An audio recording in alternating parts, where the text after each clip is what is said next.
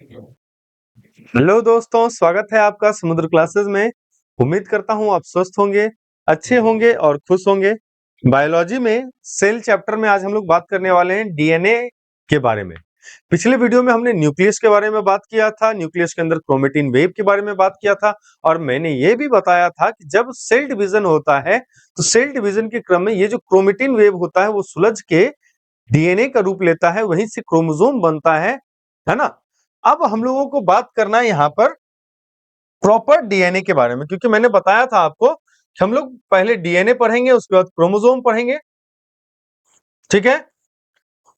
और एक चीज याद रखना है, जितने भी जीवित कोशिकाएं होती है, मैंने बताया था प्रत्येक के पास क्या होता है, न्यूक्लियस होता है।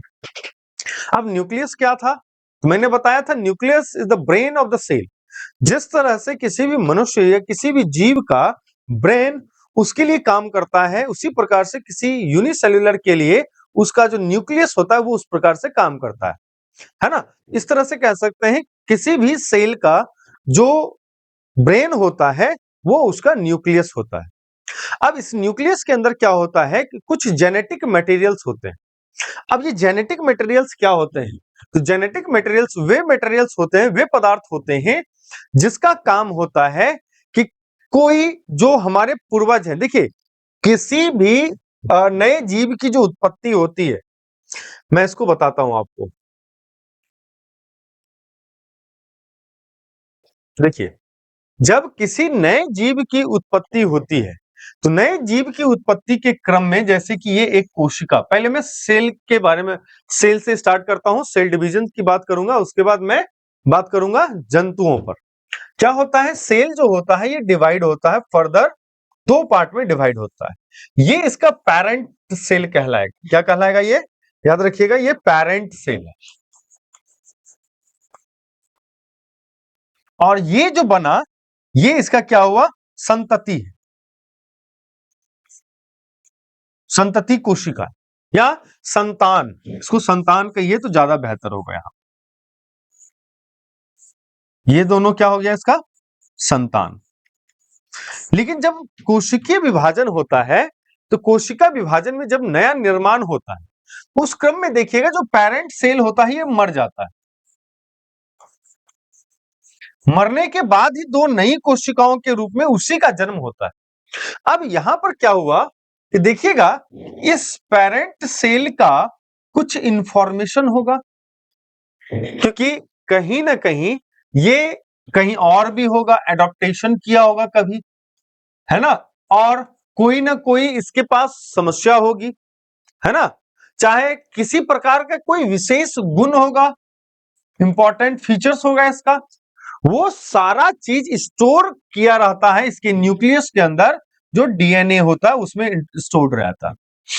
और यही डीएनए क्या करता है, फर्दर इसके न्यूक्लियस और इसके न्यूक्लियस के पास आकर यही डीएनए इंफॉर्मेशन को फर्दर क्या करता है, थ्रू आउट करता है, देता है। अब यही इंफॉर्मेशन जाकर यहां पर क्या करता है, जो संतति कोशिका है इसके पास इसके पेरेंट सेल्स, जो जिसको कि उसका पैतृक कोशिका कहते हैं, उस पैतृक कोशिका की जो इंफॉर्मेशन होती है वो आने वाली संतति कोशिका के अंदर रहती है। मतलब इसका जो गुण होगा, जो फीचर्स होगा, जो क्या कहते हैं पैतृक कोशिका की है, वो फीचर्स किसके पास आ जाएगा, नई कोशिका जो संतान कोशिका है उसके पास आ जाएगा। तो इसको ढोने वाला कौन था, तो ढोने वाला कौन था, तो याद रखिएगा, इसको स्टोर करने वाला, याद रखिएगा, पेन ड्राइव है। कौन, तो डीएनए। क्या है, डीएनए। इसको कहते हैं deoxyribose nucleic acid, deoxyribose nucleic acid कहते हैं, ठीक है। डीऑक्सी राइबोज न्यूक्लिक एसिड को ही शॉर्ट में हम लोग क्या कहते हैं, डीएनए कहते हैं। तो याद रहेगा आपको कि डीएनए क्या है, तो डीएनए जो है वो आपका कह सकते हैं इसको, मेंडल साहब का क्या था, अनुवांशिकता, अनुवांशिक अनुवांशिक पदार्थ, अनुवांशिक पदार्थ, हेरेडिटी मटेरियल, ठीक है। जो कि जो अनुवांशिक गुण उसके पेरेंट सेल के पास था वो इंफॉर्मेशन कैरी करके रखने का काम डीएनए कर रहा था फर्दर किसके लिए, आने वाले संतान के लिए। यही सिमिलर केस होता है किसी जंतु में जब मेल और फीमेल का निषेचन होता है, जहां पर कि ओवरी जैसे ओवम अंडा और ये आपका स्पर्म सेल दोनों जब निषेचित होगा, निषेचित होने के फलस्वरूप जाइगोट बनता है। क्या बनता है, जाइगोट। यहां पर देखिएगा इसके अंदर से क्रोमोसोम आता है। क्रोमोसोम भी क्या है, डीएनए का ही पार्ट, डीएनए से ही आता है। बताऊंगा मैं कि क्रोमोसोम कैसे आ रहा है जब मैं सेल डिवीजन बताऊंगा। अभी तो फिलहाल हम लोगों को एक्सप्लेनेशन पढ़ना है, डीएनए क्या होता है, क्रोमोसोम क्या होता है और आपका आरएनए क्या होता है, इसके बारे में पढ़ना है, जीन क्या होता है ना। तो डीएनए को हमने क्या कह दिया, अनुवांशिक पदार्थ कह दिया, है ना। देखा हमने कि जब एक सेल से टूट के दूसरे दो अलग अलग सेल में गया तब भी वही चीज हुआ, और यहां पर दो अलग अलग सेल हैं और दोनों मिला और इसके न्यूक्लियस के पास आया, इसके पास जो है अपना क्रोमोसोम होगा। चाहे ह्यूमन में ले लेते हैं, अगर हम ह्यूमन में लेते हैं ओवम के पास XX होगा, स्पर्म के पास XY होगा, XY क्रोमोसोम 23 23 23 और 23 46 क्रोमोसोम्स होते हैं एक सेल में।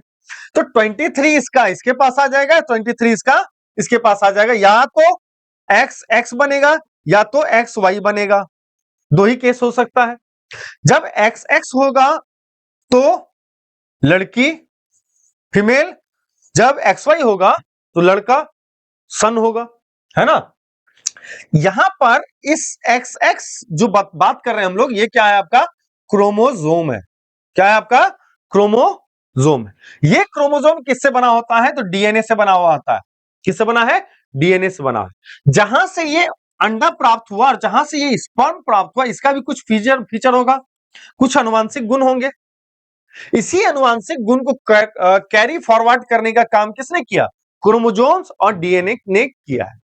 ठीक है, यह समझ में आ गया कि डीएनए और क्रोमोसोम, डीएनए क्या होता है। ठीक है, डीएनए जो है 3 तरह के मटेरियल से मिलकर बना होता है। किससे मिलकर बना होता है, 3 तरह के मटेरियल से मिलकर बना होता है, जिसमें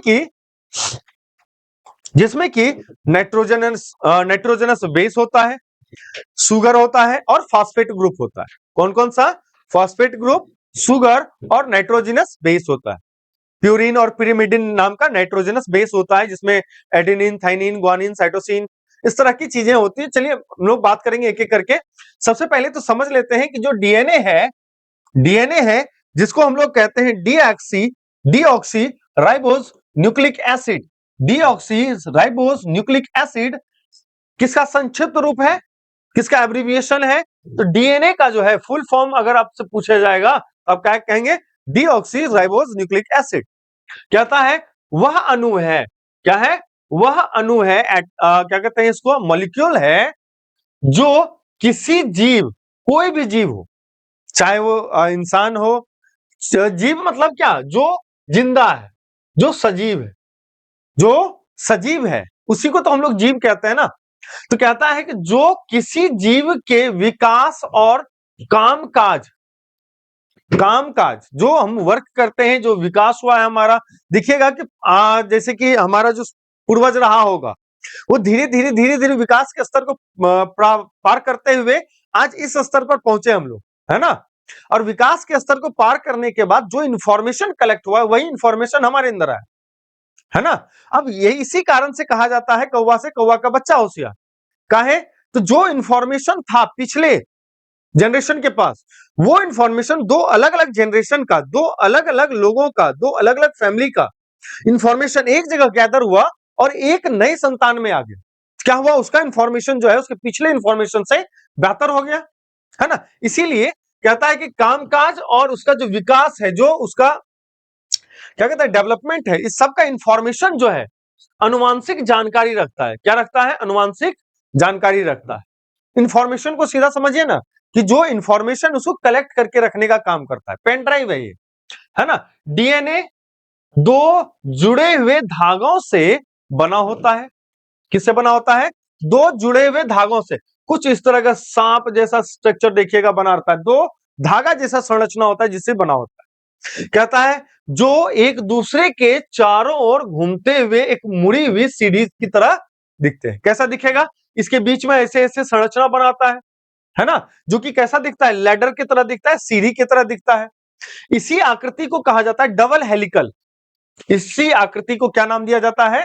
डबल हेलिकल कहा जाता है। डबल हेलिकल, याद रखिएगा, डीएनए का जो स्ट्रक्चर होता है, डीएनए की जो संरचना होती है वो कैसी होती है? डबल हेलिकल शेप्ड होता है। और आरएनए की जो संरचना होती है वो सिंगल हेलिकल होता है। कैसा होता है? सिंगल हेलिकल होता है। हम बात करेंगे, ये जो होता है आपका, ये अलग संरचना है, ये अलग संरचना है, इसके बीच में जो सीढ़ी नुमा संरचना है वो अलग है। ठीक है, ये कंप्लीट मिलके क्या बना आपका? एक डीएनए, डीऑक्सीराइबोस न्यूक्लिक एसिड। कहता है डीएनए की खोज कब हुई थी? तो 1953 में जो है एक बंदा आया, जेम्स वॉटसन और फ्रांसिस क्रिक। क्या है? जेम्स वॉटसन और फ्रांसिस क्रिक जो है दो वैज्ञानिक थे जिन्होंने एक्सरे डिफ्रैक्शन पैटर्न और बिल्डिंग मॉडल्स का अध्ययन किया और डीएनए के डबल हेलिकल स्ट्रक्चर की खोज की। तो डीएनए के डबल हेलिकल स्ट्रक्चर की खोज किसने की? याद रखिएगा, जेम्स वॉटसन और फ्रांसिस क्रिक ने। किस आधार पर, कौन सा रिसर्च परफॉर्म किया था, कौन सा वर्क परफॉर्म किया था? याद रखिएगा, एक्सरे डिफ्रैक्शन पैटर्न और बिल्डिंग मॉडल्स पैटर्न का अध्ययन किया था, जिसमें कि उन्हें डीएनए का डबल हेलिकल स्ट्रक्चर मालूम पड़ा या दिखाई पड़ा। खोज की बात इसलिए कही जाती है, पहले देखा। ऐसा थोड़ी है कि जब 1953 से पहले इंसान में डीएनए ही नहीं होता था, ऐसा तो नहीं था। एग्जिस्टेंस में था, बशर्ते कि हमने उसे ऑब्जर्व नहीं किया था। तो यहां पर आप खोज को कह सकते हैं ऑब्जर्व किया था। ठीक है, मतलब डबल हेलिक्स एक ऐसा स्ट्रक्चर है जो डीएनए को एक जनरेशन से दूसरी जनरेशन में बायोलॉजिकल इंफॉर्मेशन रखने में सक्षम बनाता है। ठीक है, क्या कहा? जो बायोलॉजिकल इंफॉर्मेशन है, देखिए, जो हमारे पेरेंट सेल्स के पास इंफॉर्मेशन वो उसके पास कैसा है? तो बायोलॉजिकल इंफॉर्मेशन है। उसी इंफॉर्मेशन को कैरी फॉरवर्ड करने के लिए, कैरी करने के लिए काम कौन कर रहा है? डीएनए कर रहा है। और ये डीएनए का स्ट्रक्चर कैसा है? Double helical structure. James Watson और फ्रांसिस क्रिक ने खोजा 1953 में। कहता है सक्षम बनाता है। इस खोज के लिए दोनों वैज्ञानिक जेम्स वॉटसन और फ्रांसिस क्रिक को नोबेल पुरस्कार मिला है 1962।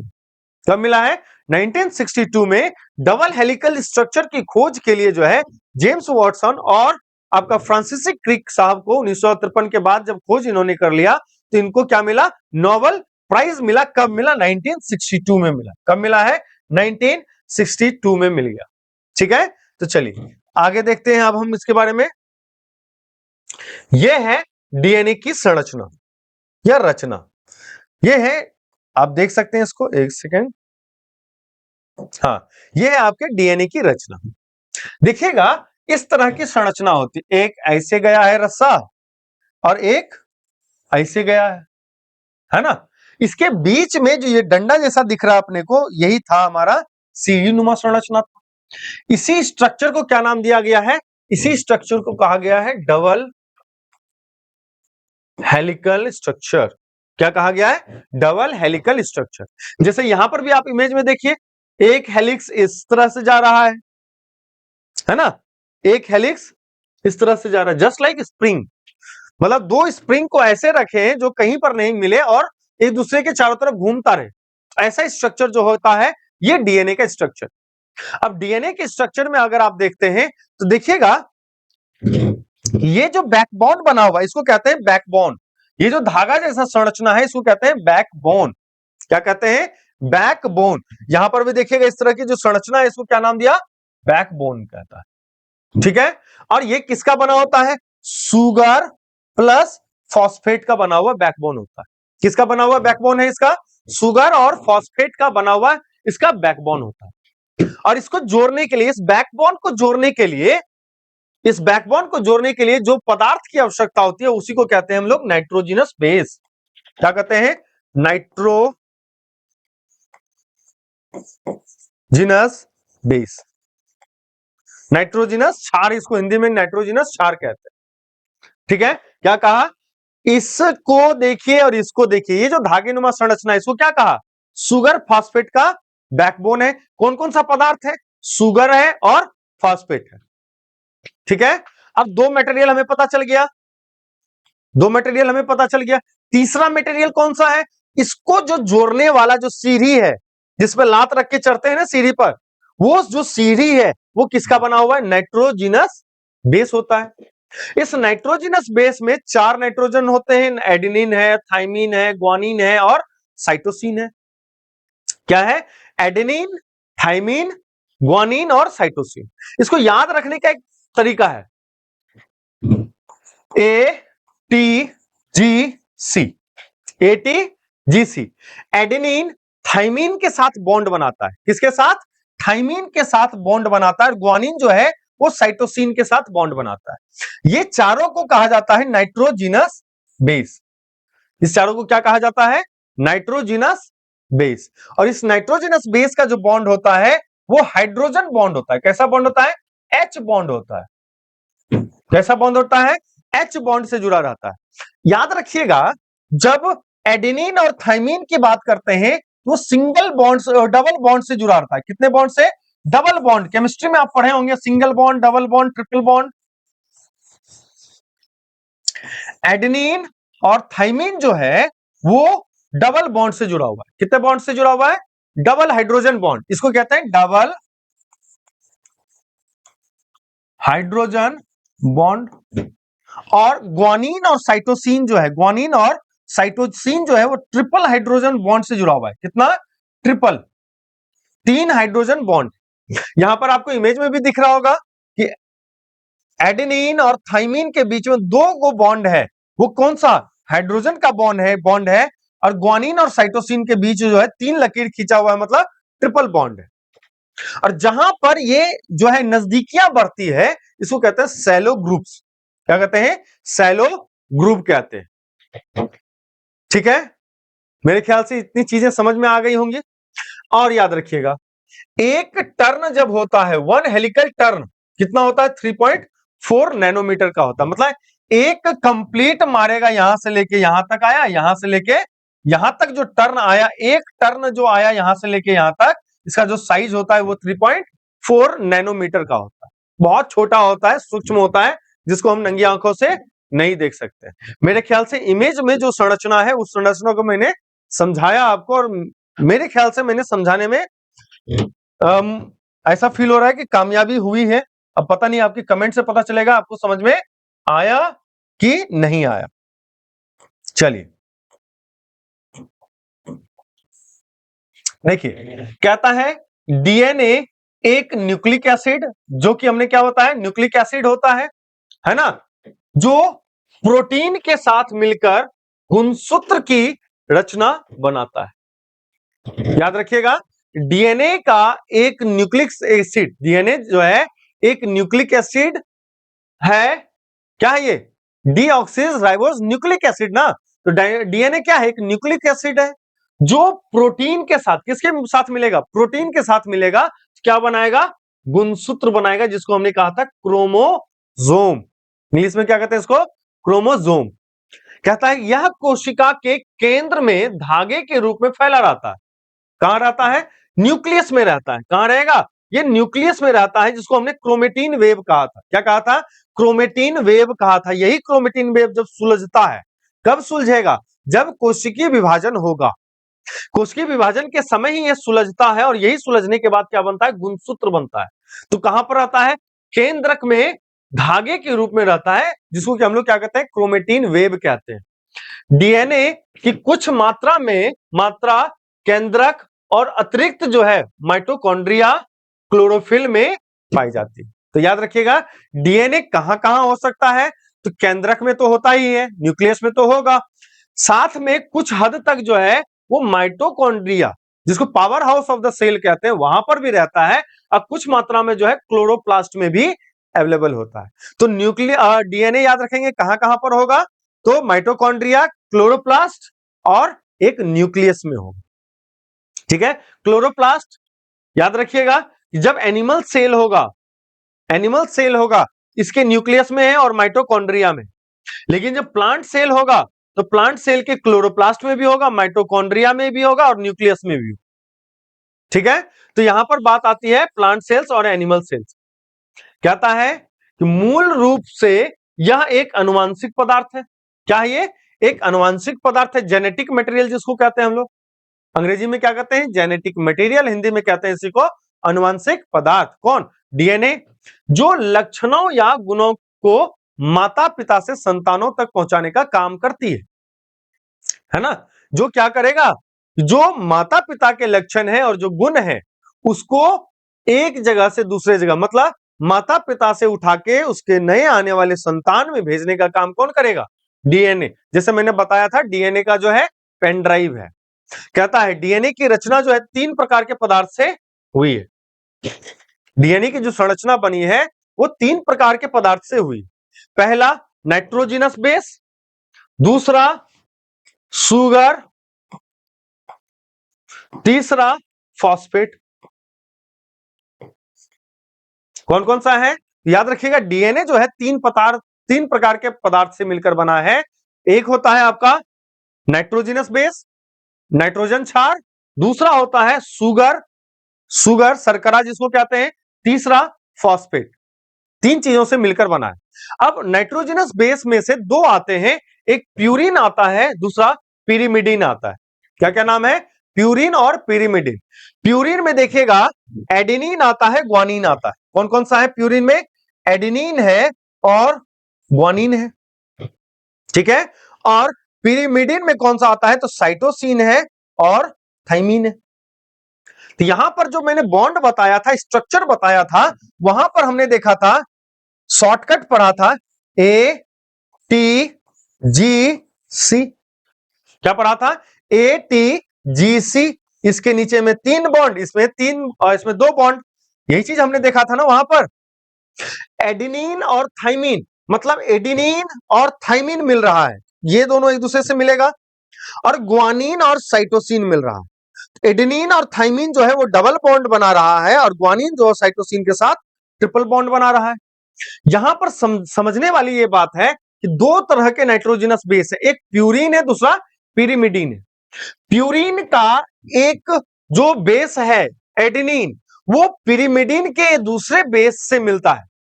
समझिए बात को क्या कह रहा हूं कि प्यूरिन का एक जो बेस है एडेनिन, वो पिरिमिडिन के दूसरे बेस से मिलेगा।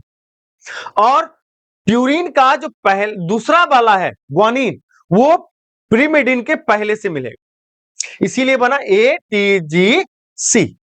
तो ऐसा नहीं कह देंगे। अब अगर हमको पूछे इसमें प्यूरिन कौन सा है, पिरिमिडिन कौन सा है, तो थाइमिन और साइटोसिन जो है वो पिरिमिडिन है, और एडेनिन और ग्वानिन जो है, एडेनिन और ग्वानिन जो है वो क्या है? प्यूरिन है। ठीक है, समझ में आया? ये 4 नाइट्रोजनस बेस होते हैं, 4 नहीं, 2 तरह के नाइट्रोजनस बेस होते हैं। उसके अंदर जो है सब डिविजन्स हैं, जैसे प्यूरिन का एडेनिन और ग्वानिन, और पिरिमिडिन का साइटोसिन और थाइमिन। ठीक है, चलिए आगे बढ़ते हैं।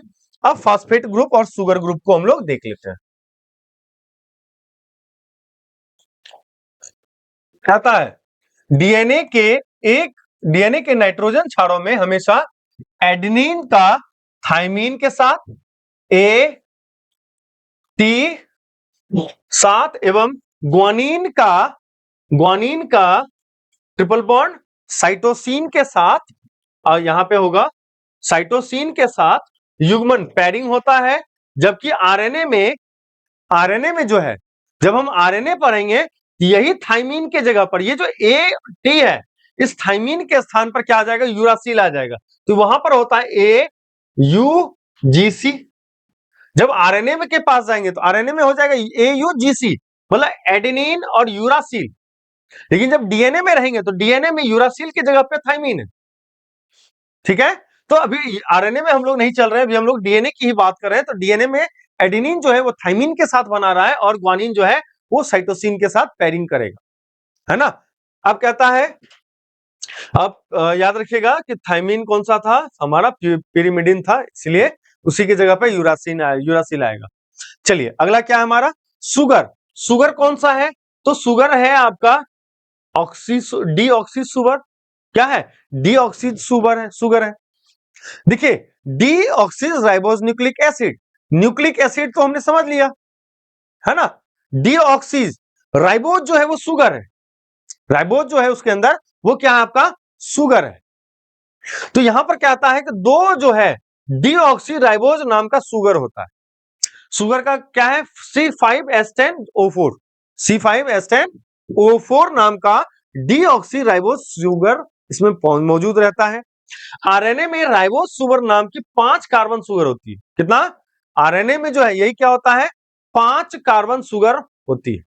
ठीक है, अगला क्या है फास्फोरिक अम्ल होता है, फास्फोरिक एसिड होता है ना। जैसे हमने शुगर और फास्फोरस का वो जो चेन बन रहा था हमारा, ये जो चेन हमारा बन रहा था ये किसका बना था शुगर फॉस्फेट का बना हुआ था ना। तो यही फास्फोरिक एसिड और ये शुगर दोनों कंबाइन होके शुगर फॉस्फेट बनाया, जो कि ये चेन इसका बना। इसके बीच में नाइट्रोजनस बेस का सीडी बना, है ना। कौन सा फास्फोरिक अम्ल है H3PO4, H3PO4। कई बार इसका केमिकल जो नाम है उसको याद रखना पड़ता है, तो आप लोग याद रखिएगा। चलिए कहता है अगला वही चीज कहता है एक फॉस्फेट एक शुगर और एक क्षार मिलकर एक न्यूक्लियोटाइड्स बनाता है। याद रखिएगा, एक फॉस्फेट मिलेगा, एक फॉस्फेट मिला, एक शुगर मिला और एक जो है नाइट्रोजनस बेस मिला। ये सब मिलके क्या बना एक न्यूक्लियोटाइड्स बना है। ठीक है, तो न्यूक्लियोटाइड्स क्या होता है तो याद रखिएगा एक फॉस्फेट एक शुगर और एक नाइट्रोजनस बेस मिला एक न्यूक्लियोटाइड्स बना, है ना। इस प्रकार चार बेस, चार को बेस है ना हमारे पास, चार बेस और से कितना बनेगा चार न्यूक्लियोटाइड्स बनेगा। कितने मेरे पास बेस है चार है ना, ATGC एडेनिन थाइमिन ग्वानिन और साइटोसिन। ऐसे चार मिलेंगे तो कितने बनेंगे चार न्यूक्लियोटाइड्स बनते हैं। और इसके हजारों अणु, मतलब न्यूक्लियोटाइड्स के हजारों अणु जब मिलता है एक श्रृंखला बनाता है ना। क्या करता है यही न्यूक्लियोटाइड्स शुगर फॉस्फेट और नाइट्रोजनस बेस का जो एक श्रृंखला बना, जो एक क्या कहते हैं कॉम्प्लिकेटेड चेन बना, इसी श्रृंखला में कहता है ऐसी दो श्रृंखलाएं आपस में कैसा है सर्पिल रूप में लिपट कर एक डीएनए बनाता है ना। हजारों न्यूक्लियोटाइड्स एक बार मिलता है तो एक क्या बनता है आपका डीएनए का मॉलिक्यूल्स बनाता है। सोच लीजिए कि डीएनए के मॉलिक्यूल्स में कितना कुछ सारा चीज होता है। एक न्यूक्लियोटाइड्स में तो एक बेस एक शुगर और एक नाइट्रोजन एक फॉस्फेट रहता है। अब सोचिए कि हजारों न्यूक्लियोटाइड्स मिलता है तब जाके एक डीएनए बनता है ना। कहता है इनमें एक सेकेंड,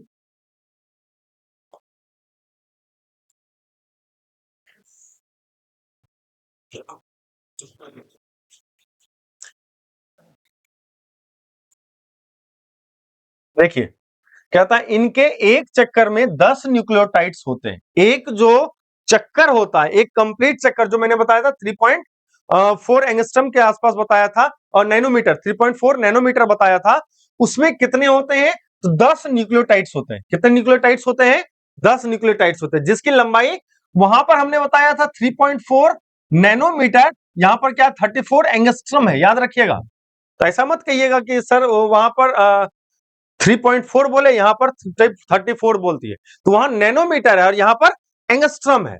तो 34 एंगस्ट्रम होता है और उसका जो डायमीटर होता है वो 20 एंगस्ट्रम होता है। याद रखिएगा 10 न्यूक्लियोटाइड्स मिला तो एक जो है चक्कर एक स्पेरिकल जो एक हेलिकल है वो कंप्लीट किया, जिसका साइज हमने 3.4 नैनोमीटर बताया था, या फिर जिसका साइज 34 एंगस्ट्रम होता है ना। कहता है इन दोनों श्रृंखलाओं के एडेनिन के सामने थाइमीन, एडेनिन के सामने थाइमीन, याद रखिएगा दो हाइड्रोजन बंध, दो हाइड्रोजन बॉन्ड, है ना। बताया था कि एडेनिन जो है दो हाइड्रोजन बॉन्ड किसके साथ थाइमीन के साथ, और ग्वानिन तीन हाइड्रोजन बॉन्ड ग्वानिन साइटोसिन के साथ। ठीक है, तो कहता है एडेनिन के सामने थाइमीन दो हाइड्रोजन बंध के साथ बंधन के साथ, मतलब 2 हाइड्रोजन बॉन्ड्स होंगे, और साइटोसिन के सामने थाइमीन 3 हाइड्रोजन बंध के साथ जुड़े रहते हैं। है ना, ट्रिपल बॉन्ड, ग्वानिन के साथ साइटोसिन, एडेनिन के साथ थाइमिन, और ग्वानिन साइटोसिन के सामने यहां पर आप याद रखिएगा ग्वानिन, यहां पर ग्वानिन होगा, यहां पर थाइमिन लिखा गया, मिस्टेक है, ह्यूमन एरर है, ठीक है। तो साइटोसिन के साथ कौन सा, ग्वानिन, हाइड्रोजन का कितना बॉन्ड बनाएगा, 3 बॉन्ड बनाएगा। कहता है इस प्रकार दोनों श्रृंखलाओं की कुंडली में बाहरी सतह पर क्या होता है, फॉस्फेट पाया जाता है। क्या पाया जाता है, बाहरी सतह पर फॉस्फेट पाया जाता है, जो ऋण आवेशित होता है। क्या होता है, ऋण आवेशित हो जाता है, ठीक है। बीच में क्या है, adenine, thymine, guanine, cytosine, double और ट्रिपल बॉन्ड के साथ। उसके बाहर जो है फॉस्फेट, जो सांप जैसा, रस्सी जैसा दिखता है ना, वो फॉस्फेट उसके बाहर में पाया जाता है। कहता है जो कैसा होता है, ऋण आवेशित होता है, मतलब निगेटिवली चार्ज्ड होता है। कहता है इस पर जो है हिस्टोन नामक प्रोटीन होता है। कौन सा प्रोटीन, हिस्टोन क्या है, एक प्रकार का प्रोटीन होता है। तो डीएनए जो है वो प्रोटीन भी इंक्लूडेड होता है उसमें। जैसे मैंने बताया था क्रोमेटिन वेव जो है, क्रोमेटिन वेव में प्रोटीन भी होता है ना। तो कौन सा, हिस्टोन नाम का प्रोटीन, और कभी कभी जो है प्रोटामीन नाम का भी क्षारीय प्रोटीन होता है, बेसिक नेचर वाला प्रोटीन होता है। कौन कौन सा हो सकता है, हिस्टोन नाम का प्रोटीन भी हो सकता है, और दूसरा प्रोटीन जो है प्रोटामीन नाम का जो है क्या कहते हैं, बेसिक नेचर वाला प्रोटीन होता है ना। जुड़कर क्या बनता है, गुणसूत्र का निर्माण करता है, क्रोमोसोम्स का निर्माण करता है। अगले पॉइंट में कहता है मनुष्य के सबसे लंबे गुणसूत्र में 7 सेंटीमीटर लंबा डीएनए पाया जाता है। इंसान का जो सबसे लंबा क्रोमोसोम होता है उसमें 7 सेंटीमीटर लंबा जो है डीएनए होता है। कहता है जिसमें 2 मिलियन से अधिक न्यूक्लियोटाइड्स होते हैं। देखिए कहता है इसके एक चक्कर में 10 न्यूक्लियोटाइड्स होता है, हजारों न्यूक्लियोटाइड्स मिलता है तो क्या बनता है, एक डीएनए बना। और 2 मिलियन से अधिक न्यूक्लियोटाइड्स मिला, क्या बना, एक लंबा डीएनए पाया जिसमें 2 मिलियन से अधिक जो है न्यूक्लियोटाइड्स होते हैं, क्या बना, गुणसूत्र, ठीक है। कहता है इसमें 5000 से अधिक जीन होते हैं। कितने जीन होते हैं, 5000 से अधिक जीन होते हैं, ठीक है। मेरे ख्याल से जो चीजें मैं समझाने का प्रयास कर रहा हूं वो चीजें आपको समझ में आई होंगी, ठीक है। उम्मीद करता है जो भी पॉइंट्स मैं बता रहा हूं उसको आप नोट डाउन भी करते चलेंगे साथ में, क्योंकि बिना नोट किए हुए आपका रिवीजन नहीं होगा। जब भी आप रिवीजन करने बैठेंगे तो रिवीजन में परेशानी हो सकती है। अगर आपको इस वीडियो में कुछ बेहतर लगा हो या फिर इसमें कुछ बेहतर करने का प्रयास और करना चाहिए, इसके लिए सुझाव आप कमेंट बॉक्स में ड्रॉप कर सकते हैं। उसके पास में ही आपको ऊपर में थोड़ा सा सब्सक्राइब का बटन मिल जाता है। अगर आप इतनी देर तक वीडियो में बने हुए हैं इसका मतलब आपको वीडियो पसंद आया होगा, तो आप सब्सक्राइब जरूर करें। और वीडियो को अप्रिशिएट करने के लिए, हमारी टीम को अप्रिशिएट करने के लिए वीडियो में लाइक जरूर करें। तब तक इस वीडियो को देखें, एंजॉय करें, खुश रहें। जय हिंद, जय Bharat, thank you so much.